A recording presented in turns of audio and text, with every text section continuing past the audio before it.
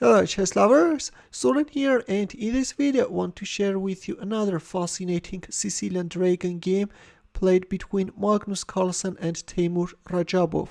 In my previous video I covered the game where it was Carlsen who chose Sicilian Dragon, and months later when these two players crossed swords in Bilbao, it was Radjabov's turn to go for the razor-sharp Sicilian Dragon. In the first encounter, Radjabov sacrificed every possible piece, but Carlsen's defense turned out to be impregnable. The link of that fascinating game will be in the comment section, but meanwhile, in this game the future world chess champion is playing with the white pieces and he opened up with e4, to which Radjabov responded with Sicilian defense c5, knight f3, d6, d4, c takes d4, knight takes d4, knight f6, knight c3, and there it goes. We have the razor sharp dragon variation. Bishop e3, bishop g7, f3, black castled kingside, queen d2, knight c6, and we have the Yugoslav attack with bishop c4, bishop d7, and Carlsen castled queenside. In the previous game, where Radjabov was on the white side, we saw the prophylactic bishop b3 move, and then h4 followed, but in this game, Carlsen is first thinking about the safety of his king, and only then he will launch an attack. In return, Radjabov chose the hyper-aggressive Chinese dragon, and now he wants to sacrifice a pawn and open up the b-file. At this point, Carlsen moved back his bishop on b3. He's not interested in accepting a pawn sacrifice. Knight a5 followed, king b1, b5, and in return we have h4. So the plans of both players are obvious. White is attacking on the king side, black is counter-attacking on the queen side. This is how it goes in Yugoslav attack. Knight c4. And Carlsen gave up the light-squared bishop, thus allowing black to open up the b-file. King a1. Carlsen is first thinking about the safety of his king, and meanwhile Radjabov is stopping any possible advancement on the king side by playing h5.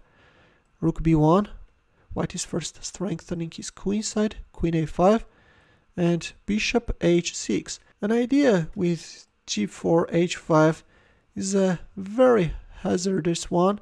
That's why Carlsen is offering the exchange of dark squared bishops, thus is weakening black's king side. After black is losing his dark squared bishop, black's king side is becoming vulnerable. Meanwhile, we have rook b6. Black wants to double up his rooks on the b-file, and also in some cases if you move away your knight, then black can go for queen takes a2 sacrifice. g4, there it goes. Carlsen is going for a pawn sacrifice in order to create attacking chances. That's how it goes. And now you should not hurry and play h5, because after g5 white queen can find itself out of the game. That's why to black's h takes g4, Carlsen answered with queen e3, and we see h5 only after rook fb8. There it goes, h5 is on the board. g5, black wants to keep the king side as close as possible. F takes g4, and knight takes g4. Queen d2. If we have a look at the position, black is a pawn up, but who counts? f6, black is strengthening his pawn on g5, knight f3, rook a6, rook g1, and rook b4. Black created a very dangerous threat. White has to be very careful. For example, if you play a random move, let's just make random move a6, then black can go for a queen sacrifice and then can announce a checkmate. That's why Carlsen neutralized that threat by playing a3 and bishop e6. Despite the fact that white managed to neutralize black's attack on the queen side, proceeding with the attack looks somewhat difficult, but Carlsen manages to find a very interesting resource, and he played e5. A pawn sacrifice is on the board with which he is blocking the fifth rank. Black accepted the pawn sacrifice, which turns out to be inaccuracy. At this point it was better to move away the king from the g-file. And this is a move which is really very hard to find. If he takes f6, then he takes f6, and if queen d4, then knight e5. Black is holding.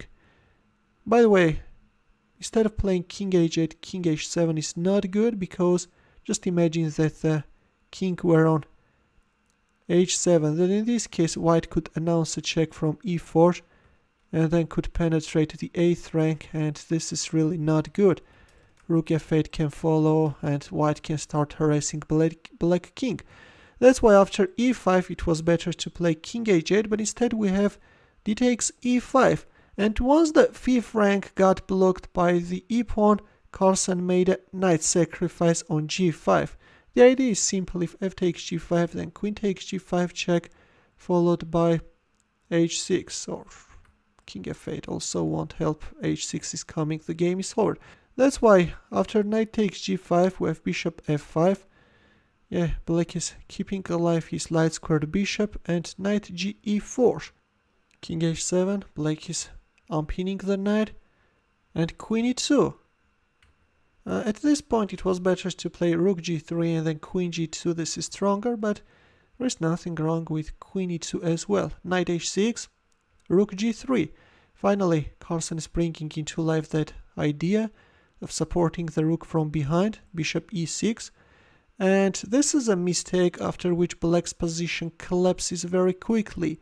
Well, as black failed to create any real attacking chances on the queen side, white totally neutralized black's attack.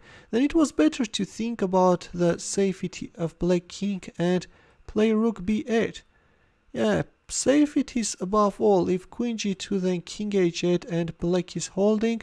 But instead of strengthening the 8th rank, Radjabov played bishop e6, and this is losing. Rook g6 followed, but I have to tell you that queen g2 is even stronger. This is winning faster. If you cover the 7th rank, then anyways white can make a rook sacrifice, and there it goes. After several checks, white is playing rook g1, and the game is over.